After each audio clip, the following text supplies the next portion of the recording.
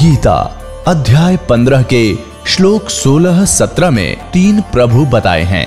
ये 3 प्रभु कौन हैं? किस प्रभु की शरण में जाने के पश्चात जन्म और मरण समाप्त हो सकता है? 3 प्रभुओं में सबसे उत्तम परमात्मा कौन है? कैसा है?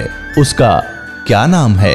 इन सभी गूढ़ रहस्यों को जानने के लिए अवश्य सुनिए जगत गुरु तत्वदर्शी संत रामपाल जी महाराज के अमृत वचन। पुण्यात्माओं, जैसे हम पहले सुना करते थे, एक समय आप सुनते रहे हो, जैसे ब्राह्मण लोग बच्चों का विवाह कराते हैं, जब उनके फेरे कराते हैं, हमने खूब सुना करते हम। वो क्या कहा करते? सटाट यहाँ से करा करते, काश्यप गोत्रा काश्यप गोत्री। तो हमारे कोई बुद्धि में नहीं आया करते, हमने सोचा इनका कोई सेंटेंस श्लोक होगा, ऐसे बोलते हैं। तो यहाँ परमात्मा से परिचित आदरणीय गरीबदास साहिब जी गांव छुड़ानी जिला जज्जर वाले ने परमात्मा से प्राप्त ज्ञान के आधार से कहा कि काश्यप गोत्रा और काश्यप गोत्री पंडित शाखा लाया और कोई तत्वेता ज्ञानी जाने, वो बाण बहन ब्याह घर लाया। अब एक ही गोत्र की शुरू में ही बोलता है ब्राह्मण फेरे कराने वाला काश्यप गोत्रा काश्यप गोत्री, तो दोनों बाण भाई तो शुरू में बढ़ा दिए उसने। तो यहां गरीबदास जी कहते हैं काश्यप गोत्रा काश्यप गोत्री पंडित शाखा लाया, यानी उस पंडित ने ये वचन बोला, और कोई तत्वेता ज्ञानी जाने बहन ब्याह घर लाया। एक समय ये दास एक किसी प्लाट के सिलसिले में किसी के साथ कोर्ट में गया हुआ था, कचहरी, इसमें तहसील में। पहले की बात है जब सर्विस करता था। तो वहाँ एक नंबरदार था जो वहाँ गवाही गुई देते हैं, वो वहाँ रहते हैं तकरीबन। तो वहाँ कोई बात चल रही थी उनकी किसी पॉइंट पे। वहाँ कोई केस था, किसी लड़की ने अपने ही किसी गोत्र के लड़के से को विवाह करने की चेष्टा की थी, तो वहाँ जिक्र चल रहा था। तो वो पंडित वो कह रहा था, वो नंबरदार कह रहा था कि भाई मेरे 3 ब्याह हो लिए।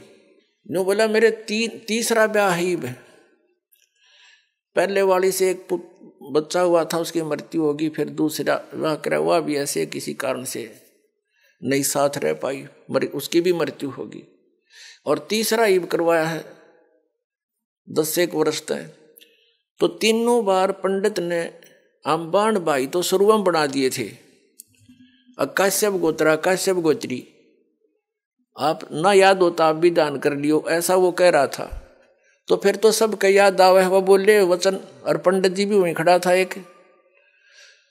तो उससे पूछ रहे थे, भाई पंडित जी नो क्यों कहते हो तुम? वो बोला हमने नहीं पता, हमारे सारे कहते हैं, हम भी ऐसे कहते हैं। तो यहाँ परमात्मा ने बताया है, गरीबदास साहिब जी ने कहा है कि काश्यप गोत्रा काश्यप गोत्री पंडित शाखा लाया, कोई तत्वेता ज्ञानी जाने बाण ब्याह घर लाया। तो ये वहां से बिजली गिरी है। या फिर यहाँ आकर हमने अपनी मर्यादा आप बना रखी है।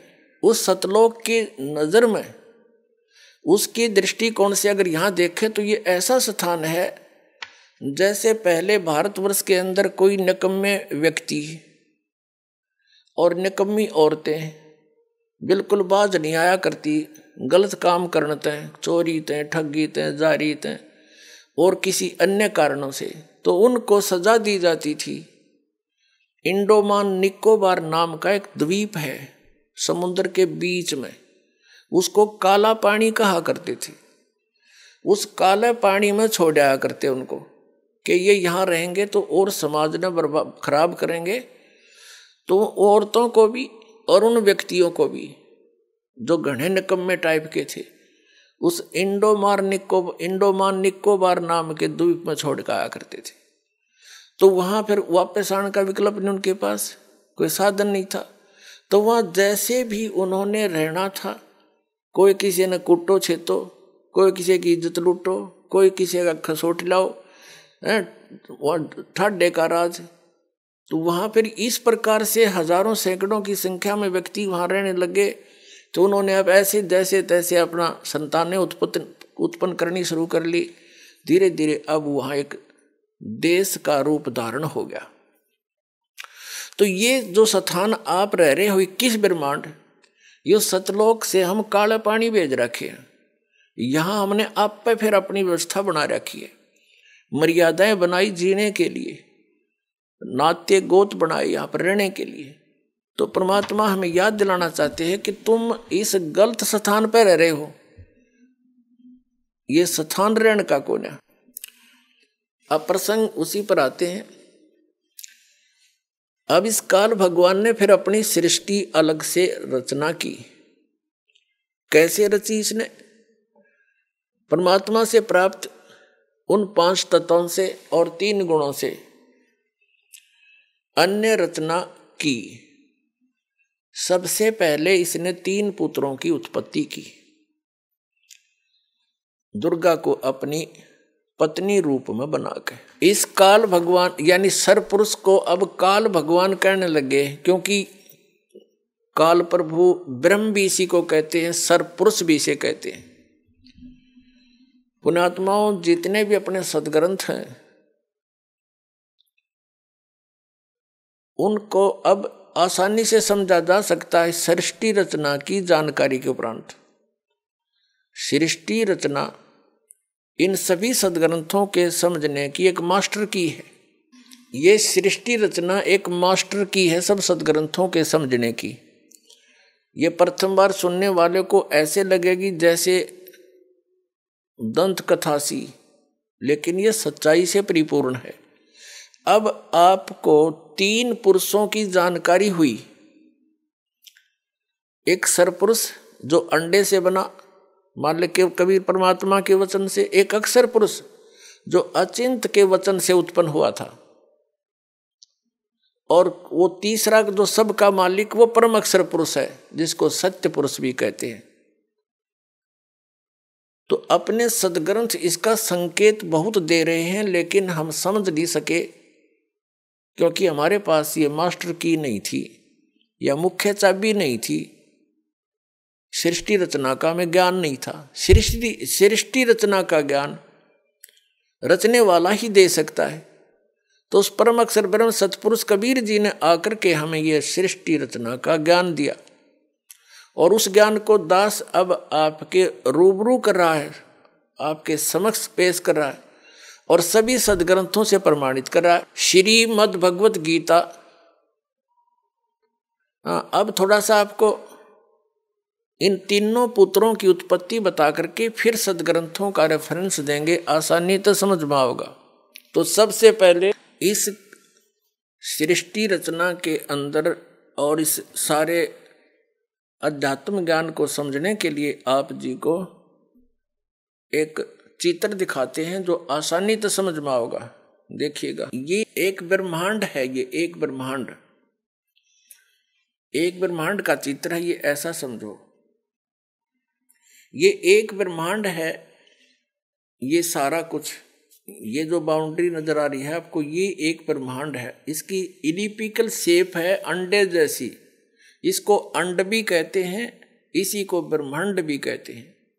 इसमें देखिएगा नीचे के ये 7 लोक, ये वितल, महातल, तलातल, पाताल, रसातल, सूतल, अतल आदि, और ये पृथ्वी हम जिस पर रहते हैं, और ये ब्रह्मा जी का लोक, ये शिव जी का लोक, ये विष्णु जी का लोक। इस एक ब्रह्मांड के अंदर सामग्री है। या एक ये इंद्र का लोक, ये स्वर्ग और नरक इकट्ठा ही है, ये स्वर्ग लोक कहलाता है। ये मानसरोवर, यहाँ भी एक मानसरोवर इस काल ने अलग से बना रखा है। ये धर्मराय का लोक जो धर्मराज है, जो सबका लेखा जोखा करता है। और फिर ये आ जाता है ब्रह्मलोक। ये एक ब्रह्मलोक है, इसी ब्रह्मांड के अंदर ब्रह्मलोक कहलाता है सारा। ये अक्षेत्रिक ब्रह्मलोक कहलाता है। इसमें क्या है, यहाँ बहुत बड़ा वन है, जंगल है, बाग बगीचे हैं, और ये इंद्र का इसने काल ने इस ब्रह्मलोक के अंदर नकली रचना कर रखी है। एक महाइंद्र का द्वीप, एक नकली सतलोक, उस ऊपर के लोकों की नकल करवा रखी है। अलखलोक, नकली अगमलोक और नकली अक यानी अनामी लोक। ये इस स्थान को फिर इसने बंद कर रखा अलग से। ये बहुत बड़ा क्षेत्र है, चित्र में छोटा दिखा। इससे बाहर यहाँ दुर्गा का एक द्वीप है, ये यहाँ अलग लोक है इसका, यहाँ से ये सबका संचालन करती है। इससे ऊपर ये स्थान है जो ये गुप्त है। ये स्थान जो है इस ब्रह्मांड के अंदर ये गुप्त स्थान बना रखा है इसने ब्रह्मलोक में। और यहां पर इसने 3 स्थान बना रखे हैं के संयोग से जो पुत्र उत्पन्न होता है वो सतोगुण युक्त हो जाता है, उसका नाम विष्णु रख देते हैं और ऐसी ही शकल का बन जाता है। तीसरा ये तमोगुण प्रधान क्षेत्र है, इसमें ये स्वयं शिव रूप में रहता है। इसको महाशिव कहने लगे बगैर ज्ञान से। महाशिव रूप में रहता है, दुर्गा को पार्वती रूप में रखता है और इन दोनों के संयोग से जो पुत्र उत्पन्न होता है वो तमोगुण युक्त हो जाता है। उसको शंकर और शिव नाम दे करके ये अपनी सृष्टि चलवाता है इन तीनों से, और ये स्वयं यहां रहता। चलिए, ये 3 स्थान है, एक रजोगुण प्रधान क्षेत्र, दूसरा सतोगुण प्रधान क्षेत्र, तीसरा तमोगुण प्रधान क्षेत्र।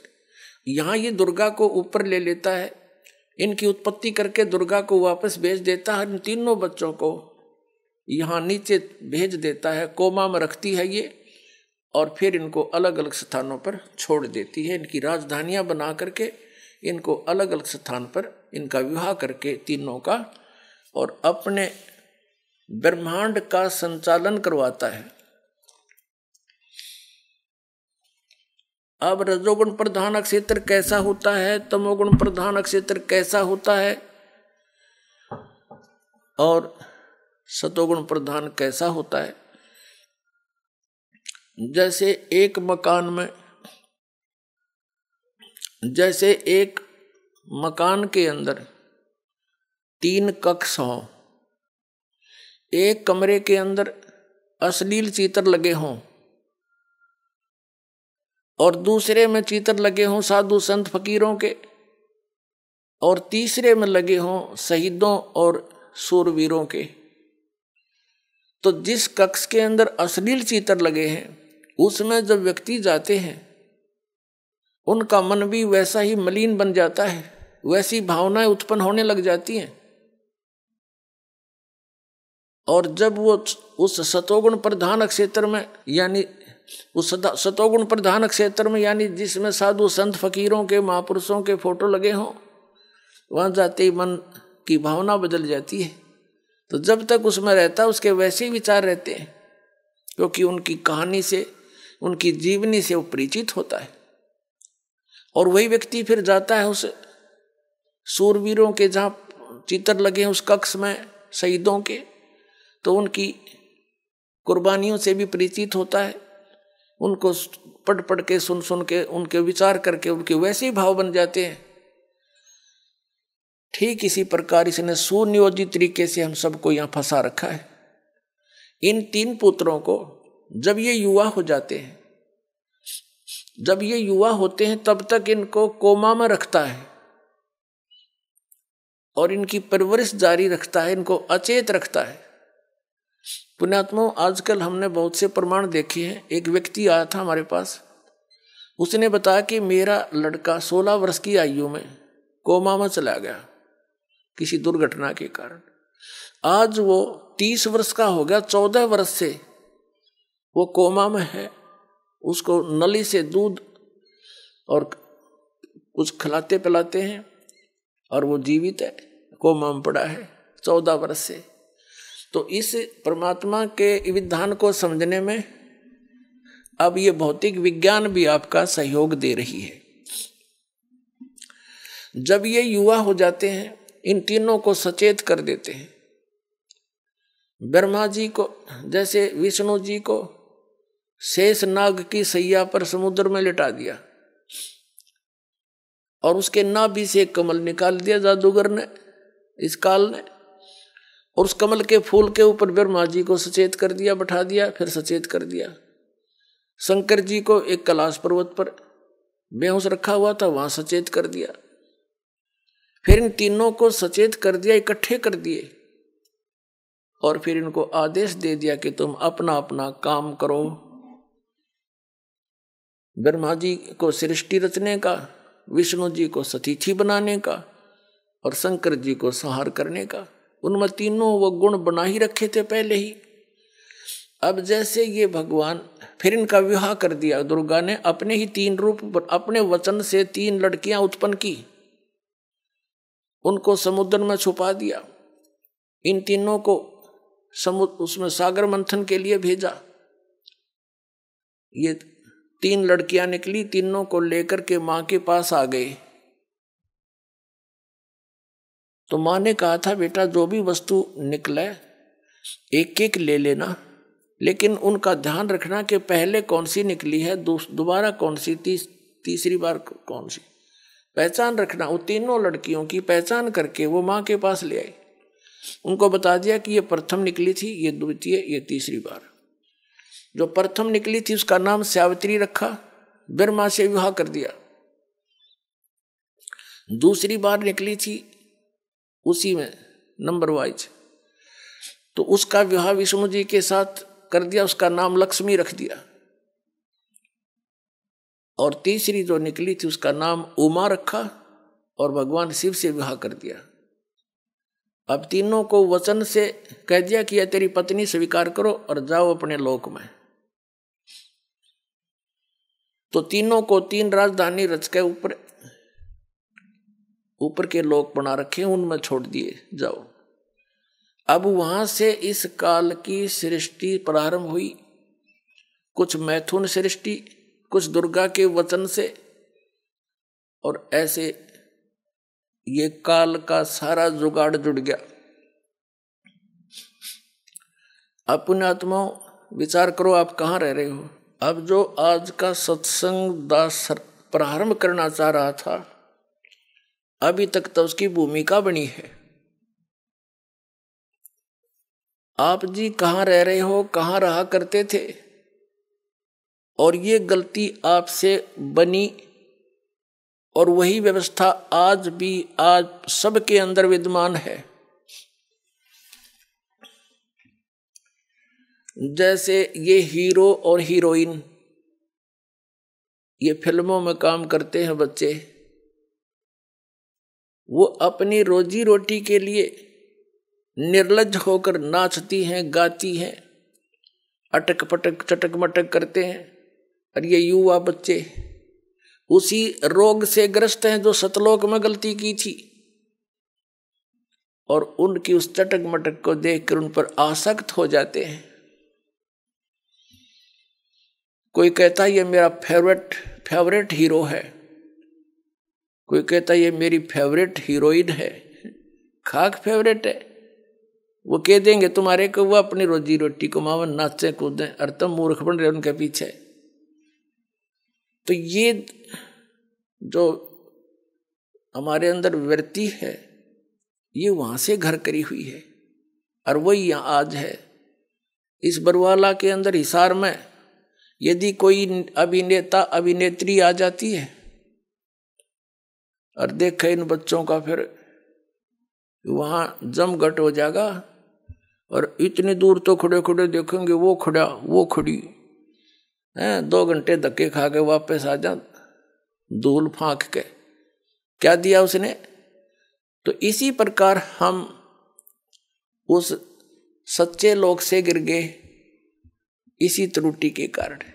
तो अब हमने क्या करना है, हम कैसे ऊपर जा सकते हैं सतलोक में, वो तरीका अब इस दास को प्राप्त हुआ है।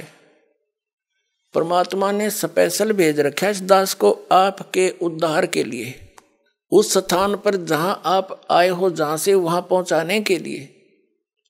उसके लिए एक तो ये ज्ञान आपके हृदय में फाइनल हो जाएगा जिस दिन कि दास ने जो यह कथा सुनाई है सारी साची है, और है भी साची, लेकिन आप बच्चे हो, आपका कदिया सच्ची समझ में आवेगी, वो बार बार सत्संग सुनोगे, ज्ञान सुनोगे, फिर जो भक्ति विधि आपको बताई जाएगी साधना करोगे, उससे फिर आपके अंतःकरण में जो जितने भी पुराने विकार जमा है वो कम होंगे और ये जो सत्य है ये आसानी से फिर समझ में आने लग जाएगी।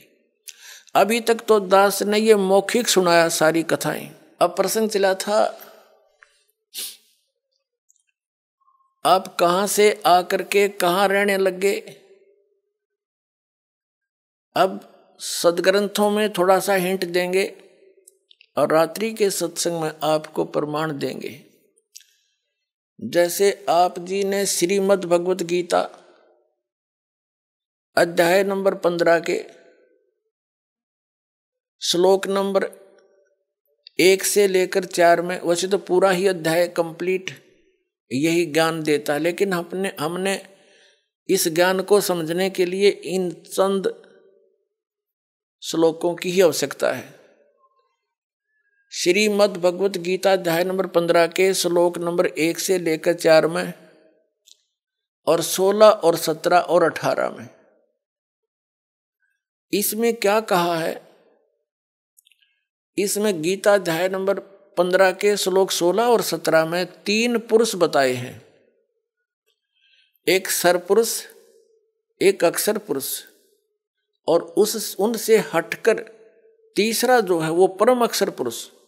परम अक्षर ब्रह्म भी कहो, सरपुरुष कहो चाहे सरब्रह्म कहो, अक्षर पुरुष कहो चाहे अक्षर ब्रह्म कहो और परम अक्षर पुरुष कहो चाहे परम अक्षर ब्रह्म कहो। पुण्यात्माओं, आज मानव बहुत इंटेलिजेंट है, परमात्मा की दी हुई बुद्धि आपके पास विशेष है और ये बुद्धि इसलिए विशेष दी है आपको कि आप इस आध्यात्मिक विज्ञान को भी साथ साथ समझ सकें। जो भौतिक विज्ञान के में आपने इतनी बुद्धि लड़ाई है, इसको भी इधर थोड़ा सा डाइवर्ट करें, आपका सदा का झंझट मिट जाएगा। आज हम जिस भौतिक विज्ञान पर आश्रित होते जा रहे हैं ये तो कुछ भी सांग नहीं। 2 वर्ष वर्षा ना हो, परमात्मा अगर थोड़ी सी हाथ खींच लें अपना, ना विज्ञान रहे ना वैज्ञानिक रहे, भूखे मर टक्कर मार मार कर मर जाए सारे, तो क्या है कि खाक विज्ञान है। जो असली विज्ञान है जो दास लेकर आए इसको समझो। अब यहाँ घूम रहे हैं, अब यहाँ घूम रहे, ऊपर के ग्रहों में जा रहे हैं, मंगल ग्रह में खोज रहे कोई सुख में स्थान सामग्री मिल जा, कोई बुध ग्रह में चेष्टा कर रहे हैं, कोई चंद्रमा पे जाकर खोज रहे हैं। इन खाली खोखिया में कुछ ना पावे। जो असली स्थान है सतलोक, वहाँ की खबर दास लेकर आया है, परमात्मा ने दी है, वो सुख वहाँ पर है।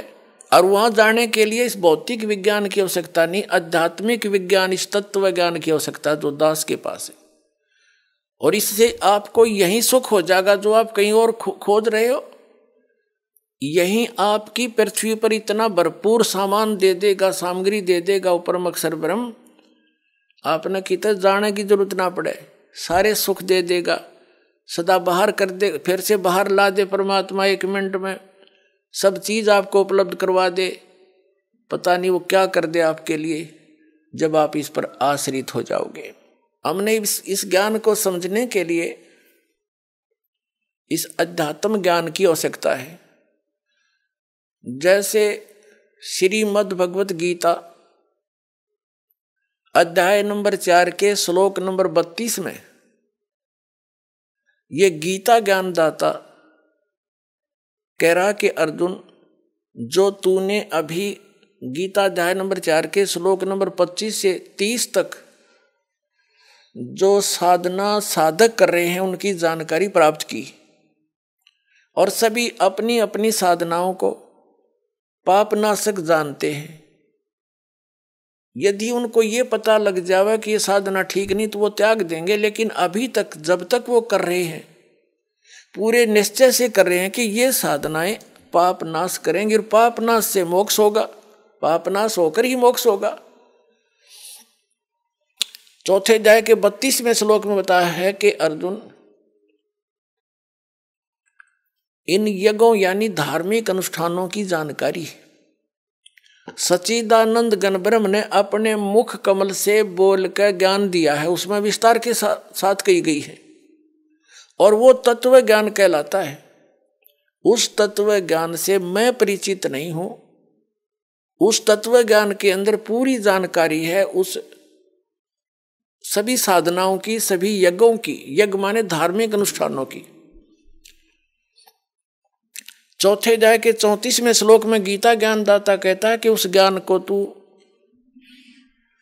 तत्वदर्शी संतों के पास जाकर समझ, उनको दंडवत प्रणाम करने से, कपट छोड़कर प्रसन्न करने से वो तत्वदर्शी संत तुझे परमात्म उस तत्व ज्ञान का उपदेश करेंगे। अपुणात्माओं, गीता ज्ञान कौन दे रहा है? आपने आज तक जिससे भी सुना यही सुना है कि श्री कृष्ण जी ने गीता जी का ज्ञान अर्जुन को सुनाया। श्री कृष्ण कौन थे? श्री कृष्ण विष्णु अवतार थे, यानी विष्णु जी की ही आत्मा यहां आई हुई थी,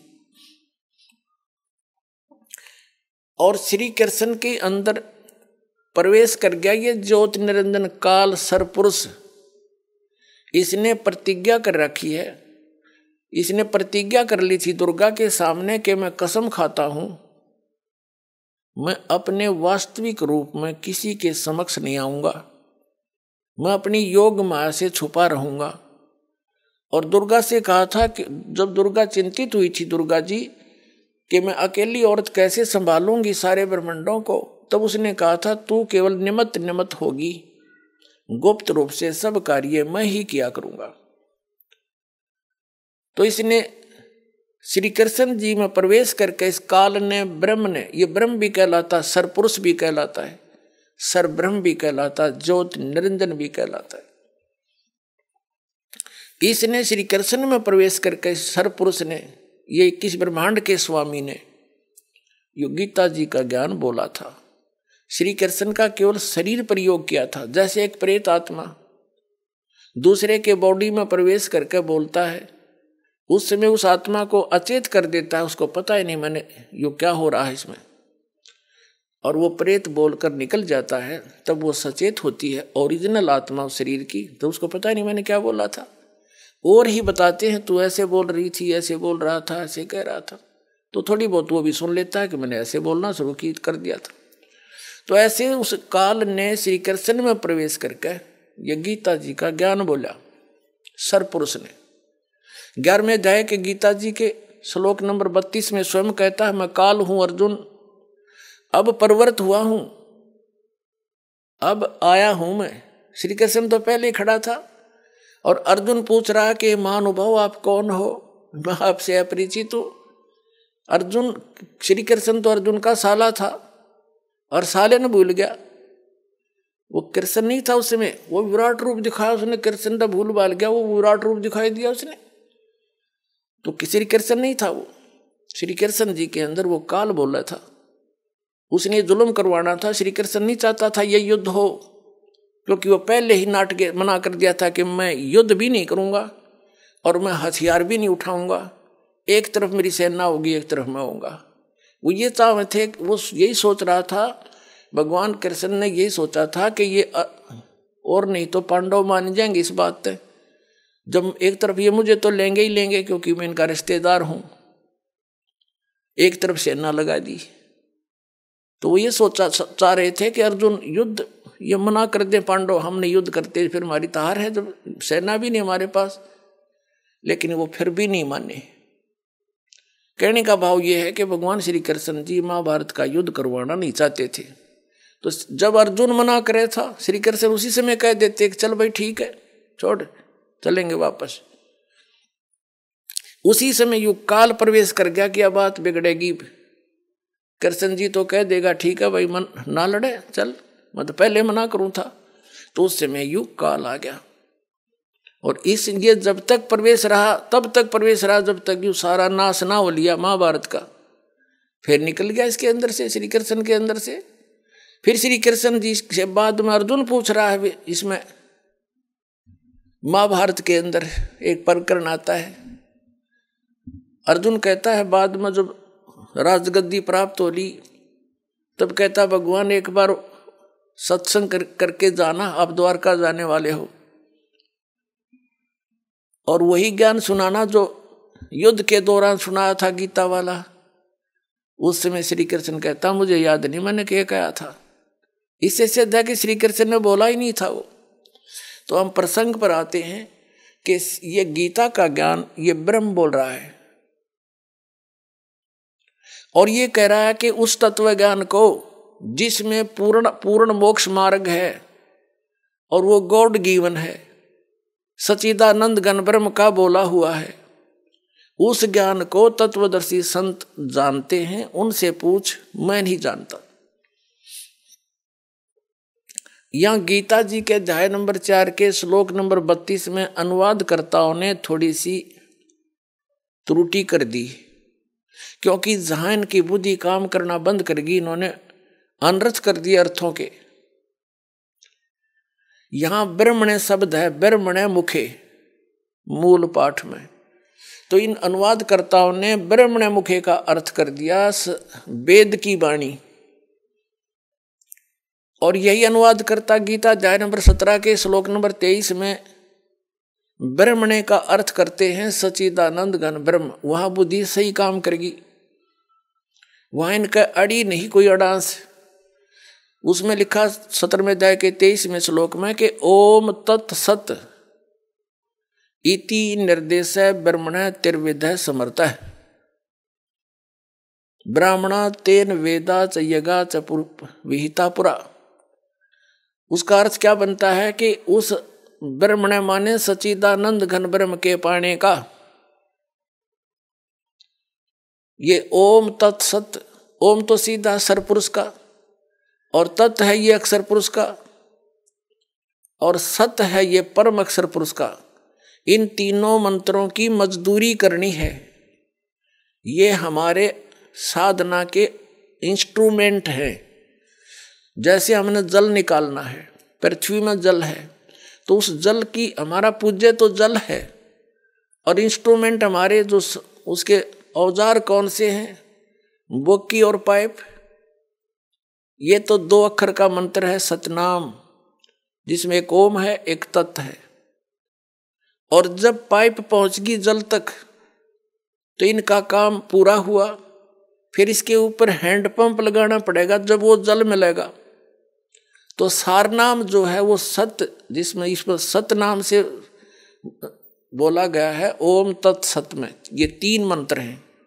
ओम और तत् ये गुप्त है, तत् सांकेतिक है। ये दास बता सकता है इस ब्रह्मांड में, और कोई अधिकारी नहीं इस नाम के देने का। ये दोनों का मिलकर सतनाम हो गया 2 अक्षर का।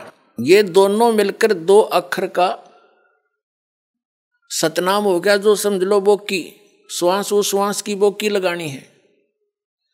और फिर सत है, ये सार शब्द की तरफ संकेत है। वो मंत्र न्यारा है, ये दास देगा। वो समझ लो हैंडपंप का ऊपर की मशीन। अकेले सतनाम से मोक्ष नहीं, और सतनाम के बिना सार नाम की कीमत नहीं, वो काम नहीं कर सकता। जैसे बोकी लगाकर पाइप जल तक पहुंचा दी तो फिर हैंडपंप लगाया जाता है। वो सार नाम समझ लो, सार शब्द, उस हैंडपंप को भी चलाना पड़ता है, तब वो वांछित वस्तु मिलती है। तो हमने सतलोक जाना है, परम अक्षर ब्रह्म की प्राप्ति करनी है, उस स्थान पर जाना है जहां जाकर फिर वापस कभी नहीं आते। उसके लिए 3 मंत्र के जाप का विशेष योगदान है। तो गीता अध्याय नंबर 15 के श्लोक नंबर 23 में इसमें बताया कि ओम तत्सत इति निर्देश है ब्रह्मण तिर्विद समर्थ है। वो सच्चिदानंद घन ब्रह्म का, उसके पाने का जो 3 मंत्र का जाप, इस 3 मंत्र के साधना का, जाप का, सिमरण का निर्देश है। निर्देश मीन डायरेक्शन, फाइनल फैसला, नथिंग एल्स। इसके अतिरिक्त और कोई मंत्र नहीं। निर्देश का ये सीधा अर्थ होता। तो कहने का भाव यह है कि वहां इन्होंने उस ब्रह्मण्य का अर्थ सच्चिदानंद घन ब्रह्म कर दिया, सही कर दिया। और वही ब्रह्मण्य अर्थ है चौथे अध्याय के 32वें श्लोक में। या इनकी बुद्धि फिसल गई कि इनको ज्ञान नहीं था, और जिस कारण से इन्होंने अर्थों के अनर्थ कर दिए, कथाएं घुमा दी। जैसे गीता अध्याय नंबर 7 के श्लोक नंबर 18 में अनुत्तम शब्द है, अनुत्तमम यानी कति घटिया, उसका अति उत्तम बढ़ा दिया इन्होंने। बताओ, चौथी कक्षा के बच्चे ने पूछ ले, उत्तम माने श्रेष्ठ, अनुत्तम माने अश्रेष्ठ। अरे इन्होंने उस अनुत्तम का सर्वश्रेष्ठ कर दिया। व्याकरण बदलन लाग गए बिना ज्ञान के, अनर्थ कर दिए। गीता अध्याय नंबर 18 के श्लोक नंबर 66 में वरद शब्द है, वरद माने जाना होता है, इन्होंने आना कर दिया। बिना ज्ञान के निड़ंगे अड़या करें। गुरु बिन काहु न पाया ज्ञान, जो थोथा भूस छड़े मूड किसान। गुरु बिन वेद पढ़े जो प्राणी, समझे सार रहे अज्ञानी। तो आज तक ये सब अज्ञानी थे, क्योंकि इनको गुरु नहीं मिले, सतगुरु नहीं मिले। सतगुरु या तो स्वयं परमात्मा आए थे, सतगुरु का रोल किया था, वो तो भगवान भी थे, वो तो ऑल इन वन है, ऑल राउंड है। उसके बाद वो सतगुरु थे जिनको भगवान सीधे मिले और सचखंड सतलोक लेकर गए, वापस छोड़ा, उनके प्रत्यक्ष गवाह। और वो उनके पास कंप्लीट स्पिरिचुअल नॉलेज था और कंप्लीट साधना थी, परिपूर्ण साधना थी, ये मंत्र थे। या तो वो सतगुरु थे। उनमें कौन कौन है? आदरणीय धर्मदास साहिब जी, आदरणीय मलुकदास साहिब जी, आदरणीय नानक साहिब जी जो सिख धर्म के प्रवर्तक माने जाते हैं, आदरणीय दादू साहिब जी, आदरणीय गरीबदास साहिब गांव छुरानी जिला दद्दर हरियाणा वाले, आदरणीय गीसा दास साहिब जी गांव खेखड़ा जिला मेरठ उत्तर प्रदेश वाले। इन महापुरुषों की जानकारी तो दास को है कि ये सतगुरु थे, लेकिन उस समय इनको निर्देश दे दिया था परमात्मा ने, सख्त हिदायत दे दी थी कि इस तत्व ज्ञान को और इस सार शब्द और सार नाम को, इस सतनाम को अभी डिस्क्लोज ना करना, नहीं तो इन काल के भेजे दूतों के ये यथार्थ ज्ञान और यथार्थ मंत्र हाथ लग जाता। जैसे राधा स्वामी पंथ है, इसी से निकला हुआ पंथ है, जय गुरुदेव पंथ। सिरसा के अंदर सच्चा सौदा और जगमाल वाली वाला और ये ठाकुर वाला, ये निरंकारी, ये सारे इससे निकले हैं, गुरु सिख धर्म से ही निकले हैं। यानी गुरु ग्रंथ साहिब को पढ़ा करते ये, उसमें से अपनी अल्प बुद्धि से जैसा इनका समझ में आया वैसा नारा सांग जोड़ दिया, वास्तविक ज्ञान इनके पास था नहीं। और राधा स्वामी पंथ का प्रवर्तक श्री शिवदयाल जी, वो गलत साधना करके पांचों नाम काल के जाप करके भूत बन गया, अपनी शिष्या बुक्की में प्रवेश करके हुक्का पीवा रोटी खावा के वहां पर पहुंच गया सतलोक वो। तो ये बात बिगड़ती। अब इस पूरे ग्रुप को पता नहीं वो सतनाम कौन सा, सब सतनाम के गुण गावे, पूरा सिख समाज भी सतनाम सतनाम करता है, उन सतनाम का नहीं पता 2 अक्षर का कौन सा सतनाम वो। और नानक साहिब जी उसी का जाप करते थे, क्योंकि उनको परमात्मा मिले थे, आकर के सचखंड लेकर गए थे, उनको पूरा कंप्लीट कोर्स दिया था कि आप इसका जाप कीजिए, पर अभी बताना नहीं किसी को। उस नाम का जाप समुद्र की साखी, जन्म साखी नामक एक पवित्र पुस्तक है, सिख धर्म की, बहुत मान्य है। जैसे हम कबीर पंथियों के लिए कबीर सागर मान्य है, उसमें क्या है, परमेश्वर कबीर जी बोला करते थे, जो वार्ता उनकी हुई, जो घटनाएं धर्मदास जी ने देखी, वो धर्मदास जी लिखा करते थे, उनके परम शिष्य और साथ रहते थे। ऐसे ही बाला और मर्दाना श्री नानक साहिब जी के, नानक देव साहिब जी के परम शिष्य थे, वो उनके साथ रहते थे। और जो भी घटनाएं घटी बाला जी ने लिखी, आंखों देखी, तो उसमें उसको जन्म साखी बोलते हैं। जन्म साखी में एक समुद्र की साखी है, समुद्र की साखी में एक प्रकरण आता है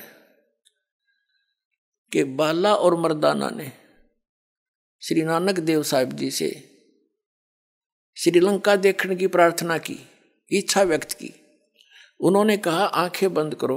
आंखें बंद करके खोली तो समुद्र के किनारे खड़े हो गए और कहा समुद्र के ऊपर मेरे साथ आप चलो, जैसे थल पर चलते हैं। हम दोनों मर्दाना और बाला नानक जी के गुरु जी के पीछे पीछे चल पड़े। उन्होंने ये कहा कि तुम वाहिगुरु वाहिगुरु जाप करते रहना। तो हम वाहिगुरु कर रहे थे। नानक साहिब जी कुछ देर के बाद उन्होंने उच्चारण शुरू कर दिया, ओम सोहम का जाप कर रहे थे। ये 2 अक्षर का मंत्र है। तो मर्दाना ने भी सोचा मैं भी यही जाप कर लूं। तो मर्दाना डूबने लग गया, वो भी वही जाप करने लग गया नानक जी वाला। जब नानक साहिब जी ने देखा कि ये मर्दाना डूब रहा है तो उन्होंने कहा कि मर्दाना तू वही जाप कर, ये मंत्र मत जाप कर, गुरु की नकल नहीं करते, आज्ञा का पालन करो। अब वहां झटका भी दे दिया और सार्वजनिक भी कर दिया, आगे के लिए बैन भी लगा दिया कि खबरदार देश का जाप किया था। क्यों? जब स्वयं जाप कर रहे हैं उनको क्यों मना किया? आदेश था परमपिता का कि यदि अब ये डिस्क्लोज हो गया तो पिछली पीढ़ी जो अब शुरू हो गया ये परमात्मा का यथार्थ पंथ ज्ञान, यहाँ फिर हम बिनता नहीं बता पाएंगे। ये काल के प्रेरित भेजे हुए पुण्यात्मा थे जितने संत बने हुए हैं, लेकिन फंस गए ये काल के। इनको भ्रमित कर दिया, मिसगाइड कर दिया, गलत साधना करवा दी। ये थे पुनकर्मी प्राणी और आखिरी सांस तक ये स्वस्थ रहे और सारी झूठ बोला करते, गलत साधना करते और करवाते थे।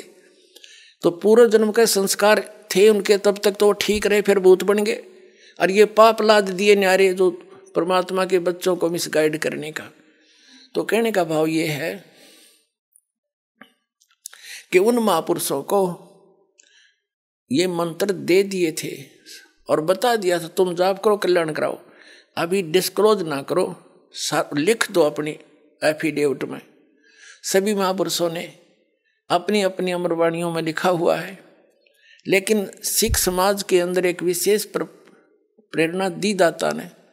उन्होंने इस मंत्र को ग्रंथ साहिब में ही नहीं लिखा इकट्ठा, इस डर से कि कहीं किसी के यूं हाथ लग जाए, ये जाप ना कर ले इस 2 अक्षर के मंत्र का और मर्दाना वाली हालत ना हो जाए कि सबकी डूब ना जावे, यानी हानि ना हो जावे, इस डर से। और उसी गुरु ग्रंथ साहिब से ये नकली पंथ चाले सारे उससे पढ़कर समझ में इनका आया नहीं। यदि ये मंत्र गुरु ग्रंथ साहिब में लिखा हुआ होता आदि ग्रंथ में, तो ये सारे वही नाम देते। आज ये दास कैसे बिनता बताता कि ये अधिकारी नहीं है, वो अधिकारी है ही नहीं। नाम देने का अधिकारी तो दास बना के भेजा परमात्मा ने वर्तमान में, दूसरा इस पृथ्वी पर अधिकारी नहीं इस नाम के देने का।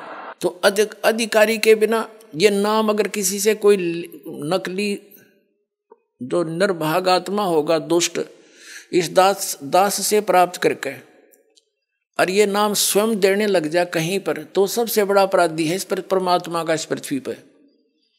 तो उसे एक लाभ तो होना नहीं, क्योंकि अधिकारी के बिना, जैसे किसी बालक की अपॉइंटमेंट लेटर है किसी बच्चे का, उस पर 4 लाइन होती हैं।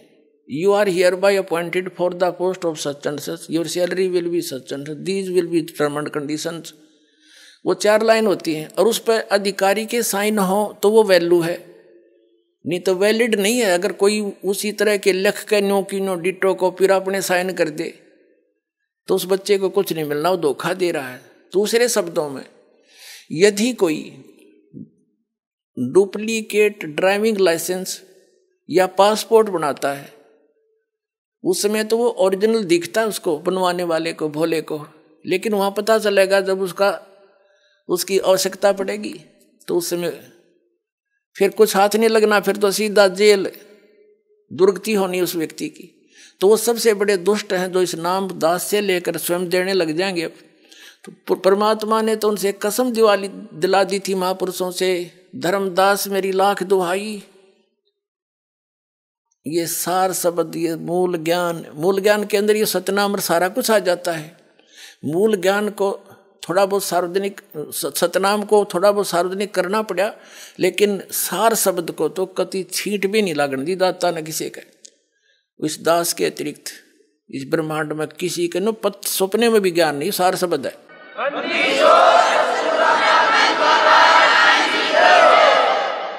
तो कहने का भाव ये है कि ये अभी कहते हैं गुरु बिन काहू न पाया ज्ञान, जो थोथा भूस चढ़े मूड किसाना, गुरु बिन वेद पढ़े जो प्राणी, समझो अनुसार रहे अज्ञानी।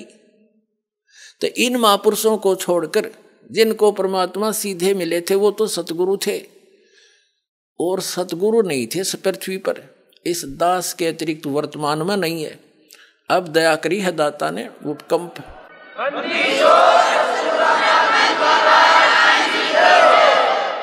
तो उन महापुरुषों ने अपने सब्र की घूंट पी, परमात्मा के आदेश का पालन किया। ऋग्वेद मंडल नंबर 9 सूक्त नंबर 86 मंत्र 26 और 27 में, ऋग्वेद मंडल नंबर 9 सूक्त 82 के मंत्र 1, 2, 3 में, ऋग्वेद मंडल नंबर 9 सूक्त 20 मंत्र 1 में, ऋग्वेद मंडल नंबर 9 सूक्त 94 के मंत्र 1 में, ऋग्वेद मंडल नंबर 9 सूक्त 95 के मंत्र 2 में, ऋग्वेद मंडल नंबर 9 सूक्त 96 के मंत्र 16 से 20 में और अनेक स्थानों पे यह स्पष्ट प्रमाण है कि वो परमात्मा सतलोक में रहता है। और सतलोक के भी तीसरे पृष्ठ पे, तीसरे भाग में, वह 3 डिवीजन है, 3 विभाग है सतलोक के, 3 हिस्सों में है। तो सबसे ऊपर के स्थान पर रहता है, वहाँ से चलकर आता है, वहाँ पर एक बहुत बड़े सिंहासन पर विराजमान है, राजा के समान, सिर पर मुकुट है, छत्र है, और वहाँ से गति करके आता है, चल कर आता है सशरीर। और यहाँ पर अच्छी आत्माओं को, जो दृढ़ भक्त होते हैं, उनको मिलता है और ये यथार्थ ज्ञान बताता है। और वो इस पृथ्वी के ऊपर कवियों जैसा आचरण करता है। वो होता तो है भगवान, लेकिन कवियों में से भी एक प्रसिद्ध कवि की भी उपाधि प्राप्त करता है। तो हु इज गॉड? परमेश्वर, वो कबीर इज गॉड, जिसने ये लीलाएं की है। तो सतलोक से चलकर आता है, दृढ़ भक्तों को मिले। उन दृढ़ भक्तों में से आपको बता कि ये महापुरुष जो उनके सीधे संपर्क में आए वो सतगुरु थे, और उनको सख्त हिदायत दे दी थी कि अभी इसको डिस्क्लोज ना करना। तो पुण्यात्माओं, आज ये नाम और यही ज्ञान यदि इन दूसरे पंथों वालों के पास होता, अधिकारी तो ये थे नहीं, और भोली आत्माओं को ये फिर भी ये नाम जाप करते हुए भी नरक में जाते और यही काल के जाल में रह जाते। तो वही पुण्यात्माएं जो भगवान को चाह रही थी, 600 वर्ष पहले परमात्मा आए थे स्वयं, और एक लीला की थी, प्रत्येक युग में करते हैं। सतलोक से चलकर आते हैं, शिशु रूप धारण करते हैं, कमल के फूल पर सरोवर में आकर के विराजमान होते हैं। वहां से उनको निसंतान दंपति उठा ले जाते हैं। फिर वहाँ परवरिश उनके घर होने से उसी माहौल में, उसी कुल के माने जाते हैं, और कंवारी गायों से उनके दूध की परवरिश, दूध पान होता है, कंवारी गायों से उनकी परवरिश की लीला होती है। ये ऋग्वेद मंडल नंबर 9 सूक्त 1 मंत्र 8 और 9 में स्पष्ट किया है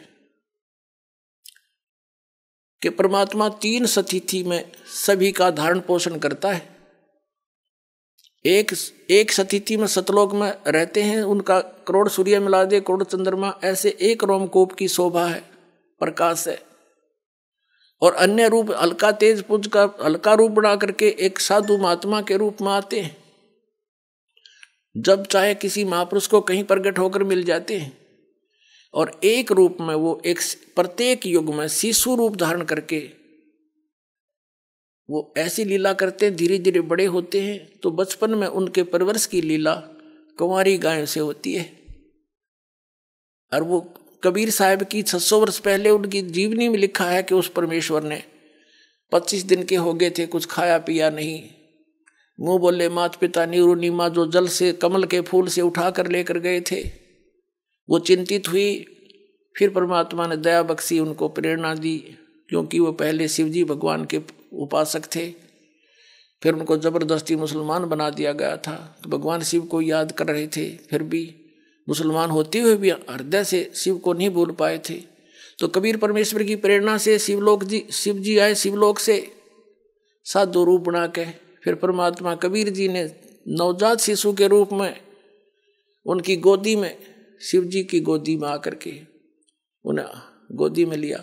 तब कहा कि इनको कहो कुंवारी गाय लावे, उस पर आप आशीर्वाद देना, तब मैं दूध पीऊंगा। ऐसा ही किया गया। तब कबीर साहब की लीला कुंवारी गायों के दूध से हुई थी। यही ऋग्वेद मंडल नंबर 9 सूक्त नंबर 1 मंत्र 9 में स्पष्ट किया है कि वो परमात्मा जब शिशु रूप धारण करके आता है, उसके परवरिश की लीला कुंवारी गायों से होती है। थोड़ी सी झलक देता हूं। अपने आत्माओं, हमने अध्यात्म ज्ञान समझना है। आप विद्यार्थी हैं, दास टीचर है।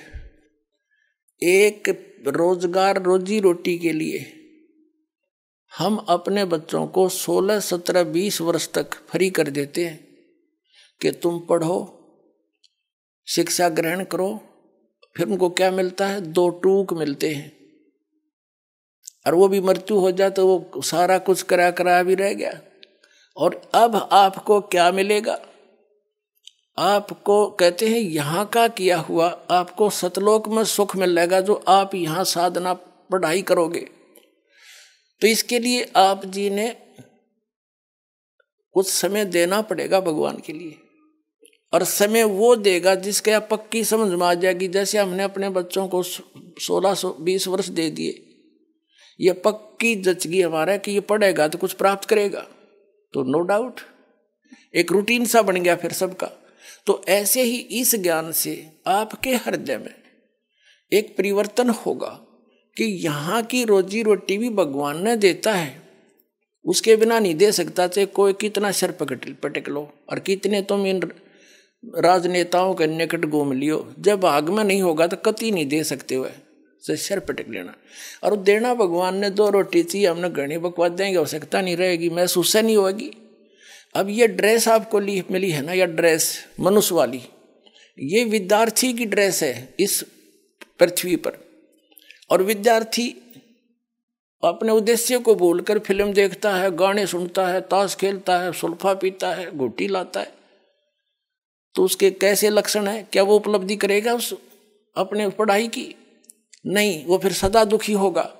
इसी प्रकार ये मनुष्य शरीर आपको प्राप्त हुआ था, यहाँ से सत भक्ति करके और सतलोक में मिलेगी। यहाँ करी हुई कमाई आपको वहाँ सुख होगा, और यहाँ भी सुविधा पूरी देगा, क्योंकि आप विद्यार्थी हो, उस परम पिता के बच्चे हो। आपको विद्यार्थी बनाकर भेजा है तो सुविधा भी वो देगा। 2 रोटी चाहिए, बकवाद नहीं। गोटी लाना, फंड करना, 6 प्लाट ले ले, 4 कोठी बना ले, और कल मर जाए फिर कुत्ता बने अंडे, सिर पर धर ले कोठी न उसने। तो ये बात आपका समझ में आवेगी धीरे धीरे, क्योंकि अभी तक तो हमने बकवादें सुनी और वो देखी है। तो इस प्रकार इनसे परमात्मा ने यह शरीर इसलिए दिया आपको कि आप विद्यार्थी हैं, और सब इसको पुनः सोचो इस बात पर। और यहाँ का जैसे जो बच्चा जो ट्रेनिंग करता है, जिस भी साइड की, कोई मेडिकल कर रहा है, कोई इंजीनियरिंग कर रहा है, कोई वैसे पढ़ रहा है, कोई शास्त्री की कर रहा है, तो वहाँ की हुई पढ़ाई उसको फील्ड में सुख मिलेगा, और वो वहीं सुख प्राप्त कर रहा है, तो यूजलेस हो गया उसका सारा काम। तो आप जी जो यहाँ सुख ढूंढ रहे हो, MLA MP मिनिस्टर मंत्री बन के, या यहाँ कोई कार कोठी बनाने में ही जुटे रहते हो, आप उद्देश्य भूल चुके हो अपना। अब फिर याद करो, और यहाँ का किया सतलोक में मिलेगा आपको, वहाँ ठाठ करियो, कुछ भी काम को ना, सारे सुख कितना बैठे बतलाइयो, और कहीं कुछ खाइयो पियो, सारी मौज, विमान आपके सामने होगा, जहाँ बैठ कर जाइयो, सारी सैर सपट्टे करियो, वहाँ सारा सुख वहाँ पर है एज इट इज। ये नकली पंथ बताया करते, सतलोक में प्रकाश ही प्रकाश है, आत्मा उसमें जाकर मिल जाती है जैसे बूंद समंदर में। इन्हें खक देखा वहाँ पर। तो परमात्मा ने दया करी थी धर्मदास, ये मूल ज्ञान की दबार ना पढ़ी, धर्मदास मेरी लाख दुहाई, ये मूल ज्ञान तो सारा ज्ञान जो दास आपको बता रही है वो असली ज्ञान, कहीं बाहर न जाई। मूल ज्ञान बार जो पढ़ी, बिचली पीढ़ी हंस नीते रही। और मूल ज्ञान को तब तक छुपाई जब तक ये 12 पंथ मिट जाई। अब ये जितने भी पंथ थे ये सब मैच्योर हो लिए, इन्होंने जो ज्ञान देना था दे चुके हैं, उन्हीं को रिपीट कर रहे हैं उनके उत्तराधिकारी, और अनुयायियों को पता है ये क्या ज्ञान देते हैं। अब इस तत्व ज्ञान के सूर्य की रोशनी में अब वो ऐसे छुप जाएंगे जैसे उनका अस्तित्व ही नहीं रहेगा।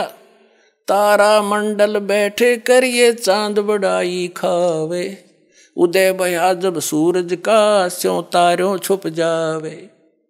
और ज्ञान सब ज्ञानेड़ी यू कबीर ज्ञान सो ज्ञान, जैसे गोला तोब का अब करता चला मैदान। तो इन सब फेल हो जाएंगे जितने भी संत पंथ है ये नकली, और एक ही ज्ञान रह जाएगा परमात्मा का, क्यों हम सभी उसी के बच्चे हैं और उसी के लिए हम भटक रहे हैं। गुरुओं के पास उसी के लिए गए, हमने धर्म भी भगवान पाने के लिए ही अलग बनाए। अब वो हमें सहज में मिलने जा रहा है तो हम फिर एक हो जाएंगे, अवश्य होंगे, देख लेना, ज़्यादा समय नहीं लगेगा। अब क्या है जो प्रसंग उस पर आते हैं कि उस परमात्मा की पहचान होना अनिवार्य है कि वो परमात्मा कौन है, कैसा है, और जहाँ हम जाने के लिए मोक्ष प्राप्त करके वहाँ जाना चाहते हैं वो स्थान कैसा है। कोई नहीं होगा वहाँ तो प्रकाश ही प्रकाश, आत्मा उसमें अमर आनंद लेती है, खाक आनंद लेगी जब उसमें बूंद समंदर में मिल गई है, या बड़ा बूंद की तरह घूम डोट डोट डोट से क्या आनंद होया, वो प्रमाण कहाँ है। तो दास जो बता रहा है उन महापुरुषों ने देखा जिनको वापस छोड़ा गया था, उनके द्वारा बताए गए उस आंखों देखे विवरण से परिचित करा रहा है कि वहाँ उन महापुरुषों ने ये बताया है। और ये लिखा हुआ सदग्रंथों में कबीर पंथी पहचान सके नहीं सब निराकार बतावें, चेतन ही चेतन है, भगवान वहाँ निराकार है।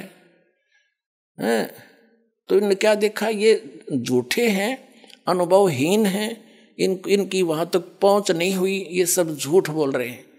तो आप जी ने स्वयं सोचना है और जानना पड़ेगा और फिर यहाँ आकर कल्याण कराओ।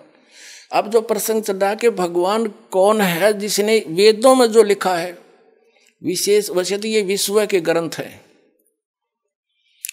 पवित्र चारों वेद, पवित्र श्रीमद् भगवद गीता, ये पवित्र 18 पुराण, ये उस समय लिपिबद्ध किए गए थे जिसमें कोई मजहब धर्म नहीं था। ये विश्व ग्रंथ है, लेकिन इनमें इनकम्प्लीट नॉलेज है, कंप्लीट नहीं है। कंप्लीट ज्ञान तो परमात्मा ही आकर देता है, अपने मुख कमल से बोलता है, यही तो वेद बताते हैं। और यही पवित्र गीता अध्याय नंबर 4 के श्लोक नंबर 32 में कहा कि वो सच्चिदानंद घन ब्रह्म की वाणी में, यानी वो परमात्मा स्वयं आकर अपने मुख कमल से बोलता है, उसमें विस्तार से लिखता है, बोलता है, और वो लिखे जाते हैं। वो तत्व ज्ञान है, वो केवल तत्वदर्शी ही बता सकते हैं, औरों के पास नहीं हो सकता। तो तत्वदर्शी ये दास है पुण्यात्माओं आज पूरे विश्व में, ये सत्कर मान लियो।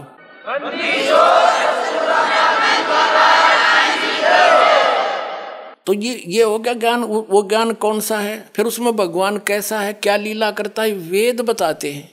और वेदों को पूरा, वैसे विशेषकर वर्तमान में पवित्र हिंदू धर्म के पुण्यात्मा तो अवश्य स्वीकार करते हैं कि वेदों में जो लिखा सही है। बाकी अन्य धर्मों के लोग भी वेदों को मानते सही हैं, वो स्वयं उसका पढ़ नहीं रहे, उसका अध्ययन नहीं करते, वो अलग बात है। अब देखो वेद क्या बताते हैं, वो परमात्मा लीला कैसी करता है। देखिए ऋग्वेद मंडल नंबर 9 के अंदर दिखाएंगे आपको। और एक विशेष बात देखो, एक विशेषता और देखो कमाल मालिक का, ये जितने भी आर्य समाज के आचार्य हैं या महर्षि दानंद जो आर्य समाज प्रवर्तक कहा जाता है, वो खुद तो मानते हैं परमात्मा निराकार है, वहाँ पर परमात्मा कहीं एक स्थान पर भी नहीं रहता। इनकी अपनी धारणा, अपना अनुभव है जो वेदों के विपरीत है, और वो वेदों को सही भी मानते हैं कि वेदों में जो लिखा वो फाइनल है, सही है, और वेदों का अनुवाद भी स्वयं कर रहे हैं। देख कमाल कुदरत का, कैसी दया करी आपके ऊपर। यदि इन वेदों का अनुवाद ये रामपाल दास करता तो ये टांग अड़ा देते यार ये समाज के आचार्य कि रामपाल के जाने संस्कृत ने झूठ बोला है, इसी दया बख्शी दाता ने इन इंजीनियरों द्वारा ही करवा दिया अनुवाद, इनका पता भी कोई ना, मैंने लिख के दिया। परमात्मा ने कहा कि चोर चुरावे तू बड़ा और गाड्डे पानी में, वो गाड्डे हुआ ऊपर आवे ना, सच्चाई छनी ना, सच्चाई को दबाया नहीं जा सकता, मिटाया नहीं जा सकता, कुछ दिन दबाया जा सकता, 13 दिन दबा ली इन्होंने। अब देखो वो आर्य समाज के लोग जो परमात्मा को निराकार मानते हैं और एक देशीय नहीं मानते और वेदों को सत्य मानते हैं। अब वेद क्या प्रमाण देते हैं, देखो ध्यान सुने, पढ़ो, अपने आंखों से पढ़े। अब इसके हम आपको प्रथम मंडल के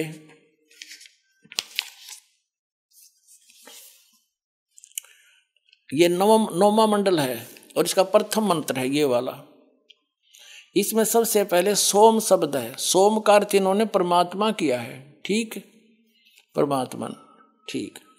अब हम आ जाते हैं, ज्यादा ना समय लें,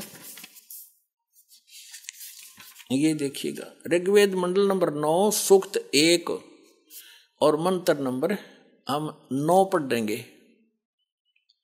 इसमें भी शिशुम शब्द है और सोम शब्द है। इसमें क्या लिखा है कि इमम माने उस, सोमम माने सोम स्वभाव वाले श्रद्धालु पुरुष को, या लिखना था उस परमात्मा को, उस सोम स्वभाव वाले परमात्मा को, शिशुम जो शिशु रूप धार करके प्रकट होता है कुमार अवस्था में ही, सब पर अभी अधन्या धेनव, अभी माने सब प्रकार से पूर्ण रूप से, अधन्या अहिंसनीय, धेनव माने गौवे, ये विचलित हो गए। यहाँ लिखना था वो पूर्ण रूप से अधन्या, हमारे देसी भाषा में गाँव में हमारे हरियाणा में यहाँ पर जो गायें नए दूध ना हुई हो, गर्भ ना धारण किया हो, उसको कहते हैं ये बिना धनाई है, अधन्या, बिना धनाई, एक लोकल लैंग्वेज अपनी लैंग्वेज में हमारे, और वही क्योंकि हमारे सबकी भाषा के अंदर किसी ना किसी भाषा का कोई शब्द अवश्य मेल खाता है। तो अधन्या, अधन्या माने बिना दनाई, यानी जो सांड ने टच ना करी हो। अब यह अधन्या का अर्थ होता है बिल्कुल अछूत, छुई भी ना हो। तो अब देखो फिर से ऋग्वेद मंडल नंबर 9 सूक्त नंबर 1 मंत्र 9 को हम पढ़ रहे हैं। इसमें देनवम, देनव, शिशुम, सोम, उस सोम माने अमर पुरुष को, ये समझना है, उस अमर पुरुष को जो शिशुम यानी जो शिशु रूप धारण करके प्रकट होता है, उसकी बाल्यावस्था, कुमार अवस्था यानी बाल्यावस्था में सब प्रकार से अहिंसनीय है, अभी अधन्या यानी पूर्ण रूप से बिना धनाई, यानी जिसको बैल ने टच ना किया हो, धेनव माने गौवों से, गौवें तृप्त करती हैं। अब इनके अनुवाद का सिर पैर है किते, उस सोम स्वभाव वाले पुरुष को कुमार अवस्था में सब प्रकार से अहिंसनीय गौवें तृप्त करती है। इसका अर्थ है कि वो परमात्मा जब शिशु रूप धारण करके प्रकट होता है और लीला करता है, धीरे धीरे बड़ा होता है, बचपन से ही बड़े बड़े विद्वानों के छक्के छुड़ा देता है। वो उस तत्व ज्ञान को सुनाने के लिए ही आता है। उस गीता अध्याय नंबर 4 के श्लोक नंबर 32 में जिसके विषय में कहा है कि उस सचिदानंद घन ब्रह्मण मुखे, सचिदानंद घन ब्रह्म के मुख से उच्चारित वाणी में वो कंप्लीट स्पिरिचुअल नॉलेज होता है, उसको तत्वदर्शी संतों के पास जाकर समझ। तो ये तो प्रमाण आपने मिला कि परमात्मा जब शिशु रूप धारण करके आता है तो उसकी परवरिश की लीला कुंवारी गायों से होती है, या वही कौन से भगवान के जिनको हम भगवान मान्या करते तो उनमें किसी एक का दिखा दो उदाहरण, राम का, श्री कृष्ण का, या श्री विष्णु का, श्री और किसी भी देवता का, या कोई जिनको 9 अवतार मानते हैं या 50-25 अवतार मानते थे, या कोई पीर पैगंबर का दिखा दो, या लीला जो दास आपको वेदों में प्रमाणित करा। अब उनकी जीवनी में 600 वर्ष पहले जो दाता ने लीला की थी, जो करता ही ऐसी है प्रत्येक युग में, वो दिखाते हैं। ये है पवित्र कबीर सागर, ये है ज्ञान सागर। ज्ञान सागर नामक अध्याय है कबीर सागर में, ज्ञान सागर नामक। इसके 74 पृष्ठ पे क्या लिखा है, ये क्या है कि सुन जुल्हा मन भयो आनंदा, जिमी चकोर पायो निश्चिंदा, यानी परमात्मा को बालक रूप में वो जुलाहा नीरू प्राप्त करके बड़ा खुश हुआ। और ले सुत चले हर्ष मन कीना, तासो पुनः असबोल ही दीना। सुत काशी को ले चले लोग देखण ते आव, आनी अन पानी बक्सा नहीं, खावे नहीं जुल्हा शोक जनावे। कुछ नहीं खाओ पियो, छोटा सा बालक जुलाहा यानी नीरू दुखी हुआ, चिंतित हुआ। अब फिर देखो, तब जुल्हा मन कीन तिवाना, रामानंद सो की कही उत्पाना। मैं सुत पायो बड़ा गुणवंता, और कारण कौन बखे नहीं संता। रामानंद ध्यान तब दारा, जुल्हा सो तब वचन उचारा। पूर्व जन्म ते ब्राह्मण जाति, हरि सेवा की नी बली बाती। कुछ तब सेवा हर की चूका, ताते भयो जुल्हो का रूपा। प्रीति प्रभु गए तोर लीनी, ताते उद्धान में सुत तो दीना। अब नीरू यानी जुल्हा कहता है कि अब क्या है कि रामान, वैसे तो वास्तविकता अलग से है, क्योंकि कबीर परमेश्वर ने कहा था धर्मदास जी को कि 12वां पंथ का जो प्रवर्तक होगा गरीबदास, उसके द्वारा मेरे यथार्थ ज्ञान को पुनः प्रकट किया जाएगा। मैं उसको सत्य से परिचित कराऊंगा, दोबारा छोड़ूंगा, वो फिर सही ज्ञान लिखेगा। तो तब तक परमात्मा ने क्या कहा था कि मेरे इस कबीर सागर में थोड़ा बहुत ये अनसमझ लोग कबीर पंथ में काल के दूत घुस के कुछ परिवर्तन कर देंगे, लेकिन सच्चाई को छुपा नहीं पाएंगे। सच्चाई को छुपा तो नहीं सकेंगे, थोड़ा बहुत परिवर्तन कर सकते। इन्होंने रामानंद से जोड़ दी कि रामानंद ने कहा कि एक गाय लिया कंवारी। वास्तविकता गरीबदास जी ने अपने ग्रंथ में लिखी है कि शिव उतरे शिवपुरी से अवगत बदन विनोद, और उन्होंने आकर के शिव मंडल से साधु रूप बना के शिव जी आए, क्योंकि उस नीरू और नीमा शिव के पुजारी थे। उसी जन्म में ब्राह्मण ब्राह्मणी थे, वो जबरदस्ती मुसलमान बना दिए गए थे। भले ही वो मुसलमान थे, लेकिन अंतःकरण से पुकार अपने शिव जी की किया करते थे। तो शिव जी आए थे, और फिर परमात्मा ने आपको बता दिया। खुद कबीर साहब बोल रहे थे, 25 दिन के बालक, उनसे 7 बार चर्चा की थी। उससे कहा था कि इनको कहो कंवारी गाय ले आवें, आप उस पर आशीर्वाद रख देना, वो दूध देगी, वो पिया करूँगा। और वो देती रहेगी, फिर ब्याह नहीं की कभी भी, ना नए दूध होगी, और वैसे दूध देती रहा करेगी। उसके बाद दूसरी शुरू हो जाएगी, ऐसे। अब देखिएगा, फिर इन्होंने जैसे तैसे हमने सच्चाई से परिचित होना है, जैसा भी है। देखिए, अब यो नीरू कहता है, रामानंद ने इनके अनुसार क्या है, रामानंद ने कहा कि तुम पहले जुल्हा थे, तुम पहले ब्राह्मण थे पिछले जन्म में, तुमने कोई गलती कर दी भगवान की भक्ति में, इस कारण से तू धानक बन गया, जुल्हा बन गया। और तेरी प्रीति को देख करके भगवान ने तुझे जंगल में लड़का दे दिया, बच्चा दे दिया। वो तो जैसे इनकी सोच है, हमने सिर्फ उस निष्कर्ष पर पहुंचना है कि वो लीला कैसे हुई थी उस परमात्मा की। अब ये क्या कहता है नीरू जुलाहा, हे प्रभु जस की नो तस पायो, मैंने जैसा किया उसा भोग लिया। आरत हो तो दर्शन आयो, संकट में मैं तेरे पास आया हूँ। रामानंद जी से कह रहे हैं वो नीरू। सो कियो उपाय गुसाई, बालक अक्षुदावस कुछ खाई। अब देखो, इन कबीर पंथियों ने जो गलतियां की हैं स्पष्ट है। यहाँ नीरू लिखना था, नूरी लिख रखा है, नूरी वचन, ये नीरू वचन है।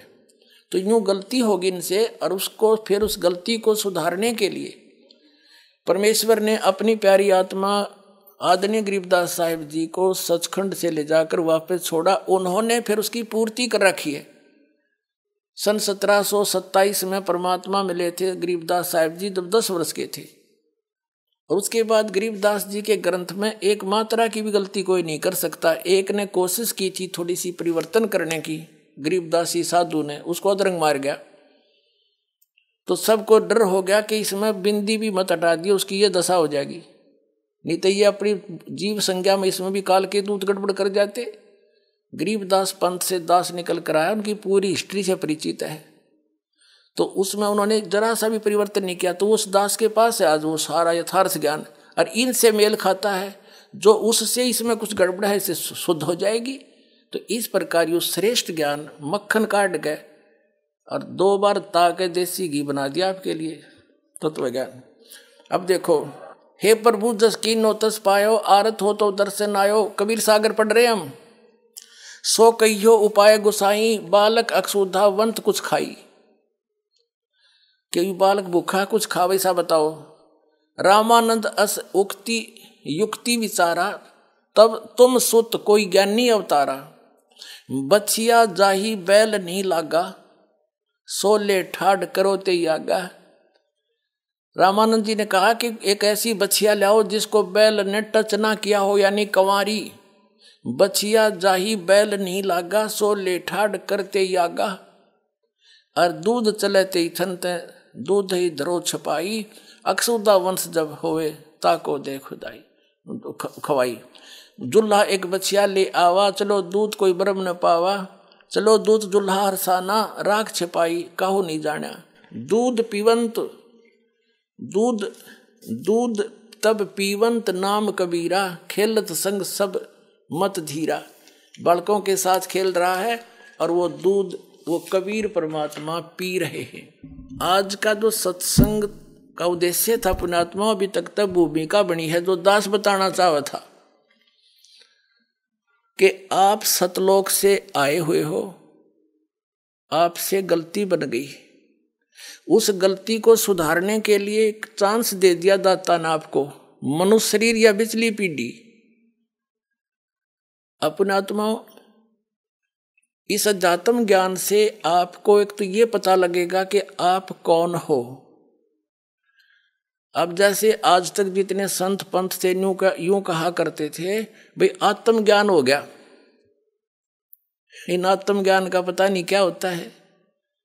और आत्मज्ञान हो गया तो उसे लाभ क्या होगा जब तक परमात्म ज्ञान नहीं होगा। आत्मज्ञान तो यूं हो गया कि हम जीव हैं। अब वो आत्मज्ञान भी ना था, इनको आत्मज्ञान भी दास ने कराया कि आत्मा ने अपने बारे में जानकारी होना, हम कौन है या क्यों फंस रहे हैं। अब आपको आत्मज्ञान कराया और परमात्म ज्ञान करा दिया। आत्मज्ञान तो ये हो गया कि आप जिस सतलोक में रहा करते थे यहाँ के वासी नहीं हो। आप कौन हो, कहाँ से आए हो, यहाँ क्यों कष्ट उठा रहे हो, ये है आत्मज्ञान। और परमात्म ज्ञान ना हो तो इस आत्मज्ञान तक के पता के क्या फायदा हुआ इसका। तो परमात्म ज्ञान यानी परमात्मा कौन है, कैसा है, उसका कहाँ प्रमाण है, ये सिद्ध कर दिया। कबीर इज गॉड, वेदों में प्रमाण और उनकी लीला में प्रमाण, सदग्रंथों में प्रमाण। तो कहते हैं कूप की छाया कूप के माही, ऐसा आत्मज्ञान ना जैसे कुएं की छां, और कुएं तक सीमित है, उसका बाहर कोई बेनिफिट नहीं। तो कहते आत्मज्ञान तो तुम्हारा ऐसा है, कूप की छाया कूप के माही, ऐसा आत्मज्ञान ना। और मोक्ष प्राणी लहत नहीं जब तक परमात्म नहीं जाना। तो आपको आत्मज्ञान भी सही हो गया। उन्हें आत्मज्ञान नहीं पता था कौन हो तुम, कोई जीव ब्रह्म है, कोई आत्मा से मिल जाए तो से बूंद समंदर में कहाँ मिल जाती है, कख नहीं पता, साधना क्या है। और परमात्म ज्ञान, who is God, Kabir is God, और वो मिला कैसे, वो 3 मंत्र का जाप आपको बता दिया। तो ये आत्म और परमात्म दोनों ज्ञान करा दिए। बोलो सतगुरुदेव।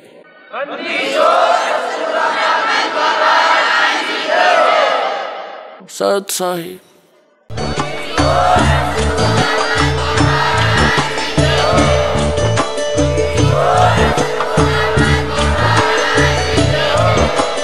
आप सुन रहे थे जगत गुरु तत्वदर्शी संत रामपाल जी महाराज जी के मंगल प्रवचन। अधिक जानकारी के लिए विजिट कीजिए हमारी वेबसाइट www.jagatgururampalji.org। संत रामपाल जी महाराज जी के शुभ आशीर्वाद से पूरे विश्व भर में 500 से भी ज्यादा नाम दीक्षा केंद्र हैं, जिन पर संत रामपाल जी महाराज जी द्वारा ऑनलाइन निशुल्क नाम दीक्षा दी जा रही है। अपने नजदीकी नाम दीक्षा केंद्र का पता करने के लिए संपर्क करें 8222880541।